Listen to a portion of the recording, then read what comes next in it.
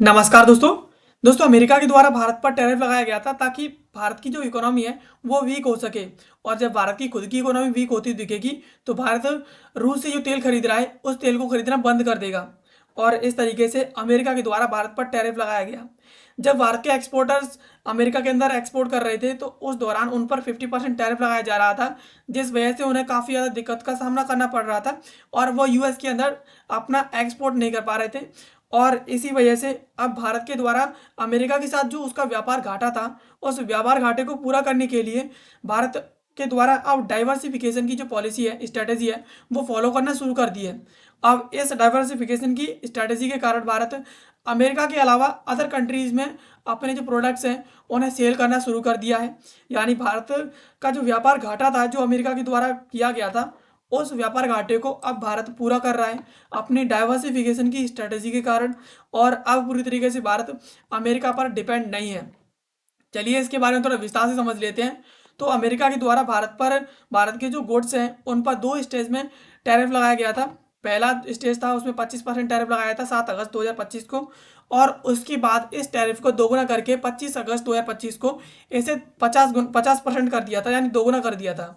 अब इसके कारण भारत के जो निर्यातक हैं, एक्सपोर्टर्स हैं, उन्हें अपने प्रोडक्ट्स को सेल करने में काफ़ी ज़्यादा प्रॉब्लम्स हो रही थी। तो अब उनके द्वारा अपने प्रोडक्ट्स को other countries, Asia, Europe and middle east का जो कंट्रीज है उनमें अपने प्रोडक्ट को सेल करना शुरू कर दिया है। अब यूएस का जो मार्केट है उस पर डिपेंड ना होते हुए, यानी अमेरिकी बाजार के बजाय अब भारत के जो एक्सपोर्टर्स हैं वो एशिया, यूरोप और मिडिल ईस्ट के मार्केट्स में जा करके अपने प्रोडक्ट्स को सेल कर रहे हैं। और ये जो नया दृष्टिकोण है वो कहीं ना कहीं भारत को हेल्प करेगा भारत के एक्सपोर्ट्स को ग्रो करने में। यहाँ पर यूएस के टैरिफ के बीच यानी अमेरिका का जो टैरिफ है उस टैरिफ के बीच जो है अब भारत का मार्केट है वो अदर कंट्रीज में काफ़ी ज़्यादा ग्रो करेगा इस दृष्टिकोण से कहीं ना कहीं। अब यहाँ पर कौन कौन से सेक्टर ग्रो कर रहे हैं नए नए मार्केट्स में, तो वहाँ पर कॉटन जो गारमेंट है वो यहाँ पर यूएई, फ्रांस एंड जापान के अंदर सितंबर 2025 में इसका जो एक्सपोर्ट है वो बढ़ा है। और अमेरिका के अंदर इनका जो एक्सपोर्ट होता था वो 25% उसमें गिरावट आई है। इसके अलावा इसमें जो मैराइन एक्सपोर्ट है उसमें भी ड्रॉप है, यानी 27% जो इसका एक्सपोर्ट है जो अमेरिका के अंदर जाता था उसमें 27% जो है गिरा है। और इसके अलावा इसका जो शिपमेंट है वो चाइना, वियतनाम और थाईलैंड के अंदर इसका जो शिपमेंट है वो 60% तक जो है बढ़ गया है। अब इसके अलावा टी एंड जो अदर ड्रिंक एक्सपोर्ट है, यानी चाय और अदर जो ड्रिंक्स हैं उनका एक्सपोर्ट अब यूएस के अंदर 22% इसका फॉल डाउन हुआ है, यानी टोटल एक्सपोर्ट का 22% उसका जो एक्सपोर्ट है वो डाउन हो गया है। अब इसका जो एक्सपोर्ट है जो भारत अब कर रहा है वर्तमान में वो यूएई, इराक एंड जर्मनी के अंदर इसकी जो बिक्री है वो अच्छी तरीके से हो रही है। यानी इन चीज़ों में इन ये जो सेक्टर्स हैं भारत के वो काफ़ी ज़्यादा ग्रो कर रहे हैं। इसमें बासमती राइस है, इसका जो एक्सपोर्ट है वो अब ईरान के अंदर 6 गुना ज़्यादा बढ़ चुका है। और इसी वजह से ये जो एक्सपोर्ट है वो $41 मिलियन तक पहुंच चुका है ईरान के अंदर। यानी बासमती चावल ईरान के अंदर 6 गुना ज़्यादा अब इनकी जो बिक्री है ईरान में सबसे ज़्यादा शुरू हो गई है। इसके अलावा कारपेट एंड ज्वेलरी एक्सपोर्ट है और इसमें यूएस के अंदर जो एक्सपोर्ट है उसमें ड्रॉप डाउन हुआ है, लेकिन यहाँ पर इनकी जो सेल्स है वो कनाडा एंड स्वीडन में काफ़ी ज़्यादा ग्रो हुई है।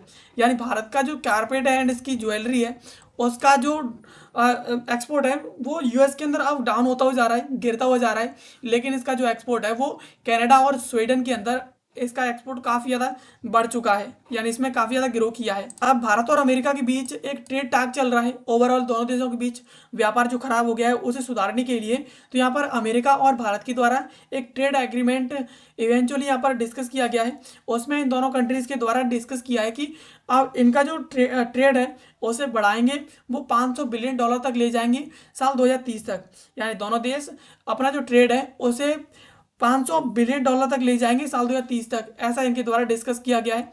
लेकिन यहाँ पर अमेरिकी टैरिफ के कारण भारत का जो एक्सपोर्ट है अमेरिका के अंदर वो 12% गिर चुका है सितंबर 2025 तक। यानी अमेरिका के लिए भारत का जो एक्सपोर्ट जाता था उसका 12% जो है सितंबर 2025 तक गिर चुका है। अब ये जो यहाँ पर सबसे बड़ा जो कारक है इसमें गिरने का वो यूएस का टैरिफ है। अब यहाँ पर एक भारत का जो टोटल एक्सपोर्ट जाता था, अमेरिका जो है भारत के लिए एक बहुत बड़ा एक्सपोर्ट मार्केट था। और इसमें अब यहाँ पर काफ़ी ज़्यादा जो है टोटल का 18 to 20% एक्सपोर्ट जाते थे, अब ये काफ़ी ज़्यादा इसमें डिक्रीज आया है सिग्निफिकेंटली अभी, यानी इसमें काफ़ी ज़्यादा गिरावट आई है इस टैरिफ के कारण। अब यहाँ पर इंडिया का जो ओवरऑल एक्सपोर्ट है अब वो गिरी हुआ है, काफ़ी ज़्यादा बढ़ा है 7% नए नए मार्केट्स में उनकी डिमांड के अकॉर्डिंग। यानी भारत के द्वारा अपना जो एक्सपोर्ट है वो अब नए बाजारों में करना शुरू कर दिया है, अमेरिकी बाजार को अवॉइड करते हुए, उसे छोड़ते हुए। और इसमें कहने की 7% तक जो है इंक्रीज आया है, 7% तक ये बढ़ा है अपनी डिमांड के अकॉर्डिंग। तो यहाँ पर ये भारत के लिए काफ़ी ज़्यादा बेहतरीन अचीवमेंट है।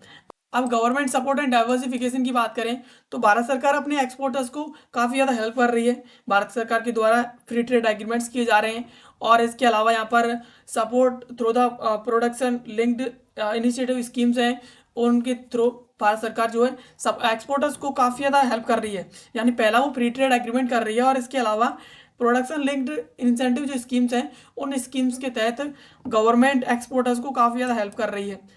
अब इसके अलावा एफर्ट्स आर हेल्पिंग एक्सपोर्टर्स अपना जो शिफ्ट है उन्हें फोकस करने में, इसके अलावा अदर जो कंट्रीज़ हैं उनमें, यानी भारत सरकार हेल्प कर रही है एक्सपोर्टर्स को कि वो अमेरिकी बाज़ार में ही नहीं, इसके अलावा अदर जो कंट्रीज़ हैं उनके मार्केट में भी वो अपनी चीज़ों को एक्सपोर्ट कर सकें, वहाँ पर सेल कर सकें। तो इसमें भारत सरकार काफ़ी ज़्यादा हेल्प कर रही है। अब still depend on US market, यानी इतना सब होने के बावजूद भी भारत की कुछ सेक्टर्स हैं जो पूरी तरीके से आज भी यूएस की मार्केट पर डिपेंड है, यानी आज भी स्टिल डिपेंडेड है।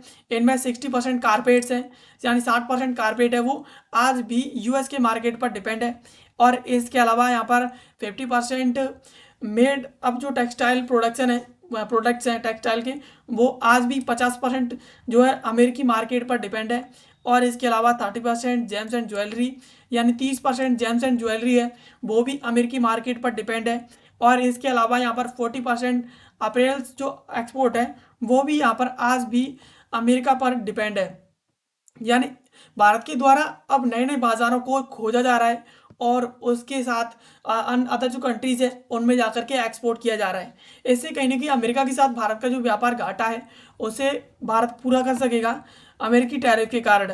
और इसके अलावा ये जो सेक्टर्स हैं जिनमें कारपेट, टेक्सटाइल और ज्वेलरी और जो अपरेल्स हैं, इनका भी धीरे धीरे करके अदर कंट्रीज़ में जब ये ऑप्शंस ढूंढना शुरू कर देंगे तो यूएस में इनका भी जो एक्सपोर्ट है वो धीरे धीरे कम होना शुरू हो जाएगा, और उसके बाद अदर कंट्रीज़ में इसका एक्सपोर्ट बढ़ेगा।